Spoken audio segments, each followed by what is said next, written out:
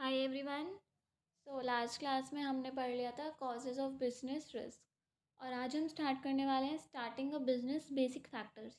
इसमें हम पढ़ेंगे कि हम बिजनेस स्टार्ट कैसे कैसे कर सकते हैं और उसमें कौन से फैक्टर्स रिक्वायर्ड होते हैं जिससे हम एक बिज़नेस स्टार्ट कर सकते हैं। ये इस चैप्टर की लास्ट क्लास है। So let's start. Some of the basic factors which must be considered by anybody who is to start the business are as follows। तो इसमें हम देखेंगे हम कैसे कैसे बिजनेस स्टार्ट कर सकते हैं। तो एक ओवरव्यू ले लेते हैं पहले।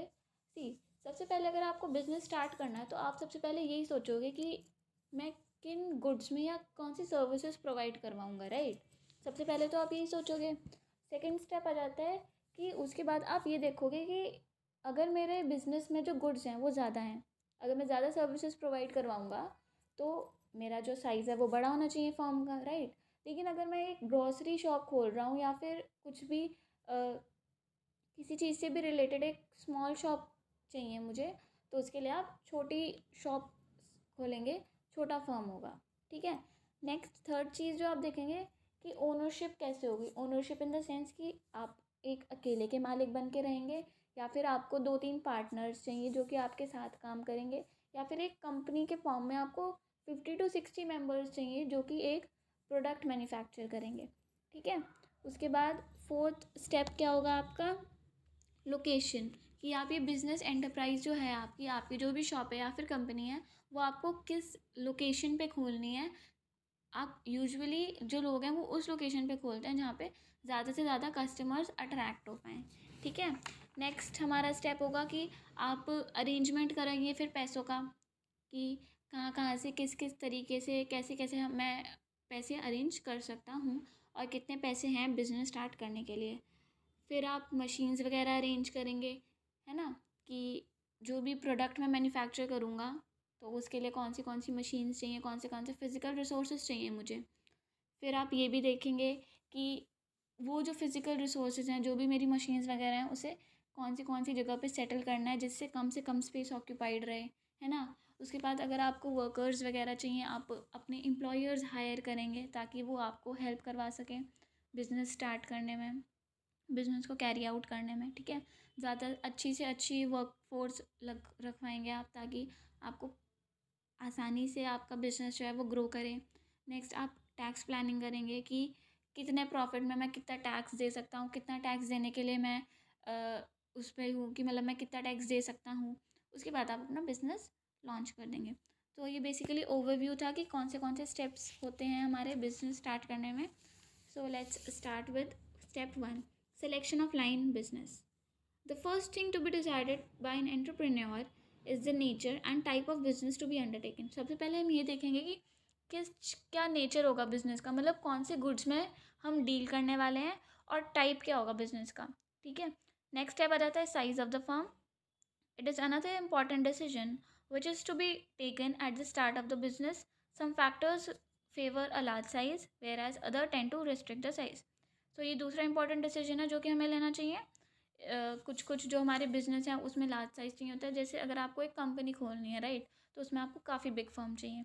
But in the same situation अगर आपको सोल प्रोप्राइटरशिप करनी है, सोल प्रोप्राइटरशिप मतलब आपको एक शॉप खोलनी है, अपना अकेले का बिजनेस चलाना है, तो उसमें आप एक स्मॉल फर्म भी खोल सकते हैं, उसमें ऐसी कोई दिक्कत वाली बात है नहीं, ठीक है। थर्ड आ जाते हैं choice of form of ownership. क्या फॉर्म ओनरशिप की क्या फॉर्म है, आपको एक सोल प्रोप्राइटर बनना है मतलब अकेले ही बिजनेस चलाना है, या फिर आपको एक कंपनी में बहुत सारे लोगों के साथ काम करना है। So based on the amount of capital required, legal formalities to be filled in, liability of the owner, the form of ownership is to be decided. ये जो है amount of capital, legal formalities, liability, ये हम next chapter में पढ़ेंगे, इनके briefly meaning पढ़ेंगे, ठीक है। तो आप अभी ये समझ लीजिए कि आपको सोल प्रोप्राइटरशिप में खोलना है बिज़नेस या फिर आपको एक कंपनी में खोलनी है ना। कई सारे बिजनेस टाइप्स ऑफ बिजनेस होते हैं जो आप कर सकते हैं, बहुत सारी ओनरशिप्स होती हैं, तो वो भी देखा जाएगा कि आपको एक पार्टनरशिप फर्म चाहिए या फिर कंपनी चाहिए या फिर सोल प्रोप्राइटरशिप। फोर्थ चीज़ आ जाती है लोकेशन, कि आप कहाँ पे उसे लोकेट करने वाले हो, अपने बिजनेस को कहाँ खोलने वाले हो। Based on the availability of raw material and infrastructure facilities, location of the business is to be selected. जितना आप पे रॉ मटेरियल होगा, किस चीज़ का रॉ मटेरियल है ना, और कैसी इंफ्रास्ट्रक्चर है आपके बिजनेस की, उस हिसाब से आप लोकेशन डिसाइड करेंगे। नेक्स्ट आ जाता है फाइनेंसिंग द प्रोपोजिशन। अब इसमें आप ये देखोगे कि कितनी कैपिटल की रिक्वायरमेंट है, ठीक है। Requirement of capital and it's sources must be decided. Capital, आपको पहले ये देखना है कि आपको कितने पैसों की ज़रूरत है, कितनी कैपिटल की ज़रूरत है, और उसके हिसाब से आपको ये देखना है कि कौन से सोर्सेज हैं जिससे मैं अपनी कैपिटल रेज कर सकता हूँ, कौन से सोर्सेज से मैं अपने पैसे ले सकता हूँ, ठीक है। Proper financial planning must be done to determine the requirement of capital, source from where the capital will be raised, and the best way of utilizing the capital in the firm. तो एक financial planning इसलिए भी होनी चाहिए, proper अच्छे से financial planning इसलिए होनी चाहिए ताकि आप देख सकें कि आपको कितनी कैपिटल की रिक्वायरमेंट है, कौन से सोर्सेज हैं जहाँ से आप कैपिटल रेज कर सकते हैं, है ना। और उस कैपिटल को जो हमने ली है उसको बहुत अच्छी तरीके से एफिशिएंटली यूटिलाइज कैसे करना है, तो इसलिए एक अच्छी फाइनेंशियल प्लानिंग होनी चाहिए, ठीक है। उसके बाद आ जाता है physical facilities. Availability of physical facilities including machines and equipments, buildings and supportive services to be considered before starting a business. अब आपको ये देखना है कि जो भी आप सर्विसेज प्रोवाइड करने वाले हो, जो भी आप प्रोडक्ट्स प्रोवाइड करने वाले हो, उसके लिए आपको किस टाइप की मशीन चाहिए, कितनी मशीन चाहिए, कैसी बिल्डिंग चाहिए, है ना। ये आपको बिजनेस स्टार्ट करने से पहले देख लेना चाहिए। उसके बाद plant layout. Once the requirement of physical facilities has been determined, the entrepreneur should draw a layout plan showing the arrangement of these facilities. अब जब आपके पास मशीन्स वगैरह होंगी, अपनी सारी फिजिकल फैसिलिटीज़ होंगी, तब आपको ये आपको लेआउट करना है कि कहाँ कहाँ कैसे कैसे क्या क्या चीज़ें रखी जाएंगी, ठीक है। एक मेसी वे में अगर आप रखेंगे तो प्रोडक्शन काफ़ी डिफ़िकल्ट हो जाएगी, बट अगर आप एक सिस्टमेटिक वे में अच्छे से रखेंगे अपने सामान को, अपनी मशीन्स को, तो एक अच्छी प्रोडक्शन हो पाएगी, ठीक है। एंटरप्रेन्योर को एक प्लान लेआउट करना चाहिए, प्लान बनाना चाहिए जिसमें हम फैसिलिटीज़ की अरेंजमेंट देखेंगे, ठीक है। उसके बाद कम कम्पिटेंट एंड कमिटेड वर्कफोर्स। एक अच्छी वर्कफोर्स होना भी बहुत ज़्यादा ज़रूरी है ताकि ज़्यादा से ज़्यादा प्रोडक्शन हो सके। Every business requires workforce, so careful planning must be done about selection, training and motivation of employees. Time to time motivation देना चाहिए एम्प्लॉयर्स को, टाइम टू टाइम उनकी सैलरी बढ़े, है ना। और एक अच्छी ट्रेंड और सिलेक्टेड आपके वर्कर्स होने चाहिए ताकि ज़्यादा से ज़्यादा प्रोडक्शन हो सके, क्योंकि जितना ज़्यादा प्रोडक्शन होगा उतना ज़्यादा आपके बिजनेस में प्रॉफिट्स होंगे। नेक्स्ट आ जाता है हमारा टैक्स प्लानिंग।